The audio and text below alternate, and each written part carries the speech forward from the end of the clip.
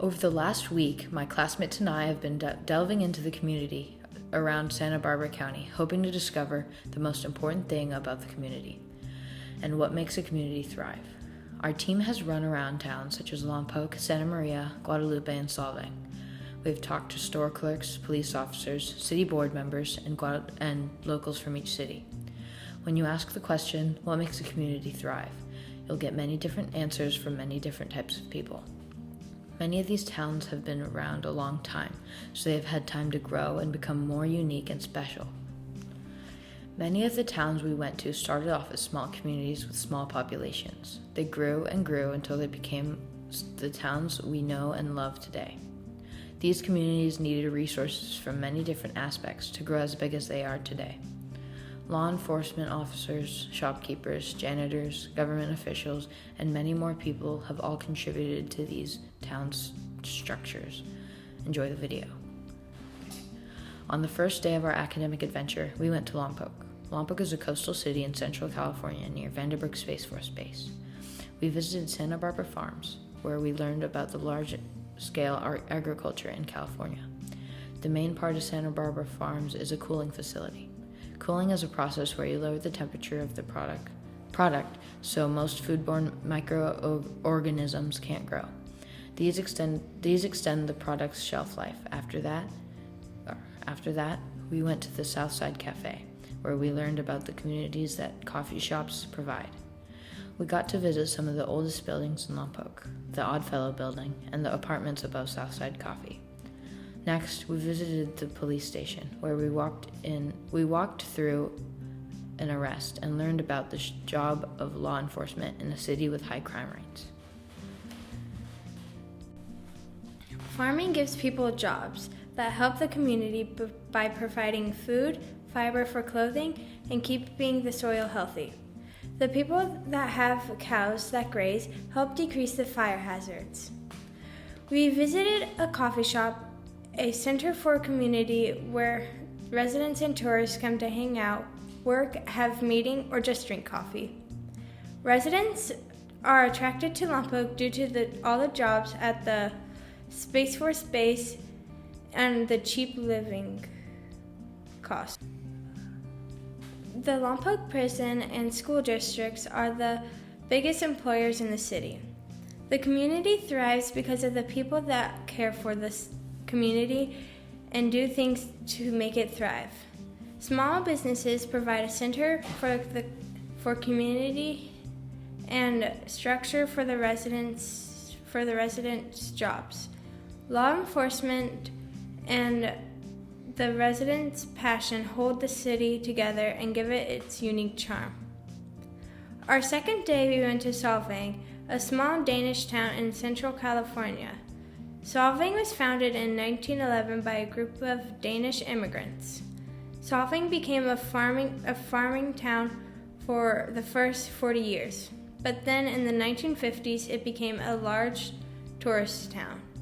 To more deeply understand the effect that tourists had on this town, we met with Cheryl Schallenberger, the head of Solvang Department of Tourism.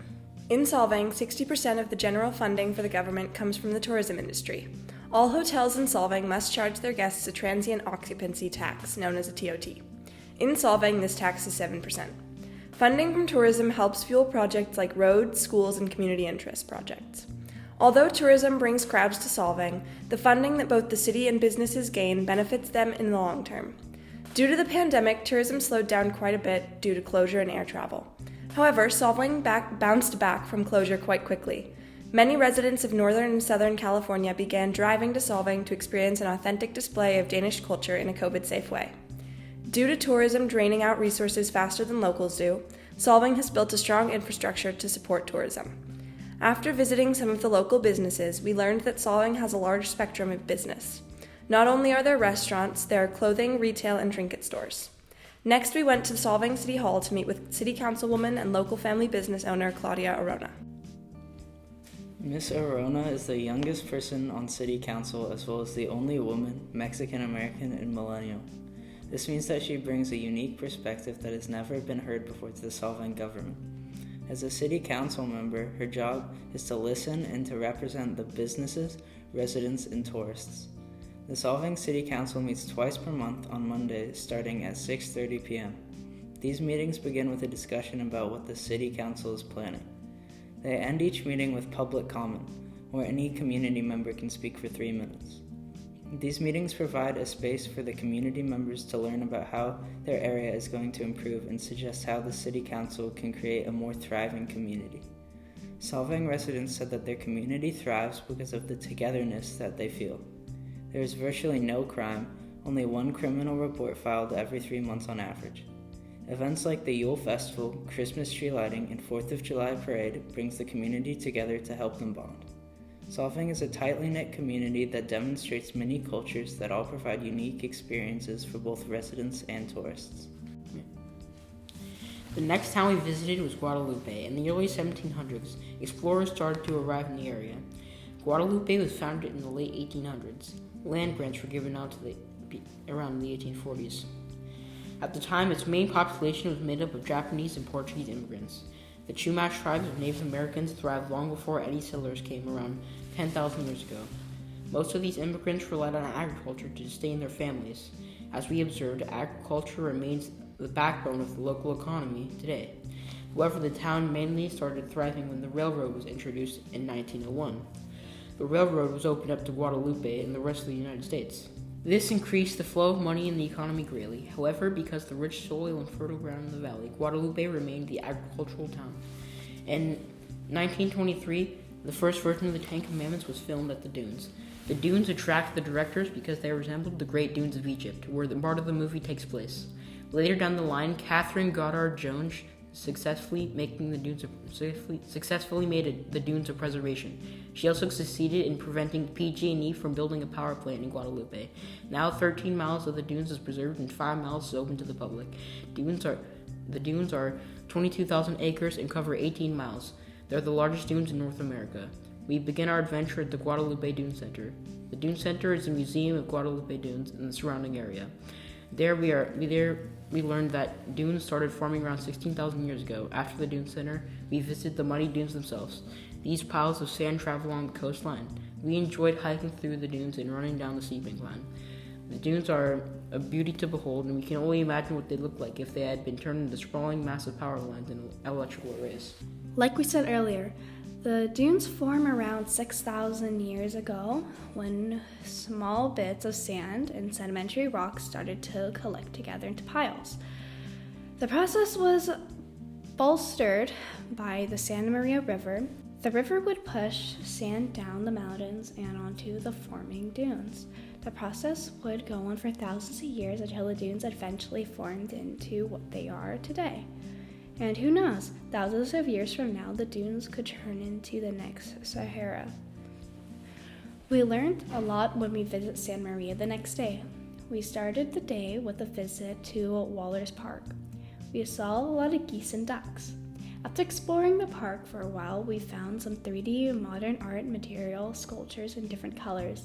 They were really awesome. After the park, we went to take a look at some of Santa Maria's newer buildings. We looked at Santa Maria Mall, some other modern architectures. The modern buildings were very city-like compared to the rest of Santa Maria. They reminded us of big cities like Los Angeles after we looked at modern buildings. We visited the Santa Maria History Society. We got an in-depth tour of the society and all the artifacts displayed.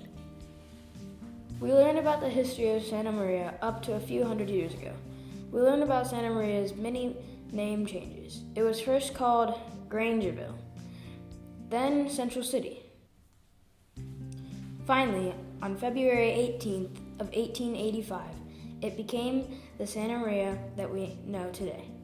The Historical Society had lots of awesome artifacts for us to see, such as an old telephone operating station, similar to the ones used a long time ago.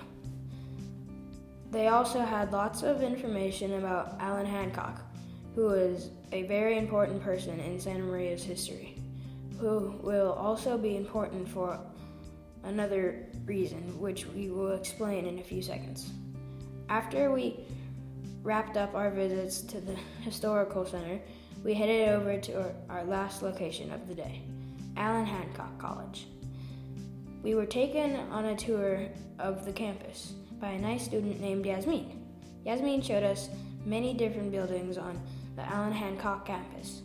We got to see many different clubs and student organizations on campus. We met briefly with a group of Allen Hancock staff that existed solely to help students through emotionally or financially tough times. We also met with a group of staff that was meant to help students go from Allen Hancock to bigger universities. Allen Hancock seemed like a really cool place that has a really positive impact on the Santa Maria community. We really enjoyed our visit to Santa Maria and learned a lot about its history and how it thrives as a community. In Montecito, we saw a bunch of very nice houses, which goes to show that Montecito is a wealthy town. One of the things that is interesting about Montecito is the amount of celebrities that live there. Each of the towns we visited are very different communities. For example, when we went to Guadalupe, a woman we talked to said that the atmosphere of the town itself is very safe. She said that the kids in town could walk around at night and be safe. For other places in the country we visited, like Lompoc, that may not be the case. Montecito is like Guadalupe in some ways. In a way, they're similar because they're both really safe, but Guadalupe is safe because there are less people. Montecito is different. Pretty much only rich people live there. Another thing that is interesting about Montecito is that most of the businesses in the city are not needed. For example, a dog boutique. There are basically just more things to spend money on. In Montecito, there are also private parks. All of the parks that we visited were very nice, clean, and well cared for. This shows how much money there is circulating in this particular city. Montecito is very clean. For example, all the streets were well cared for, and all of the businesses were nice. There are no old, broken down stores or old gas stations like there were in Lompoc or Guadalupe. The tourism in the places were different too. Solvang was a town with a very large scale of tourism, whereas towns like Guadalupe weren't. Montecito was somewhere in the middle of that scale. It was mostly a local town with a lot of houses and a few very pricey hotels. After seeing information about the 5 communities we investigated in Santa Barbara County, all of them have different characteristics and ways that make them thrive. But there are still some similarities despite all the differences. The populations of all these communities are different, as well as their industries, histories, and many other things. We met with multiple different types of people from all of the different communities, and we heard what they thought made their community thrive. All the communities we investigated need multiple things to thrive. Some sense of friendship between residents is the main one. If the residents of a community aren't connected at all, then it is more of a collection of homes than a community. The degree of closeness between the residents depends on the size of the community, but without acknowledging each other, other residents, there isn't a community. A second way that a community thrives is with safety. The safer the community is, the more people are encouraged to participate in community activities and engage with other people in the community. If citizens know that they can go out in the community safely, they will do more things out in the community so that the community thrives more, as the members are helping make the community a place where people can enjoy being members of the community. In addition, and very importantly, without an economy, a community cannot thrive.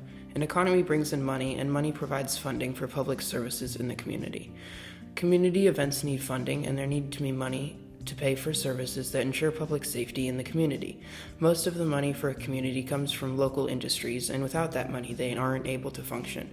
I mentioned that communities need a successful economy to thrive, but in order to gain this money in ways other than government funding, there needs to be local industries.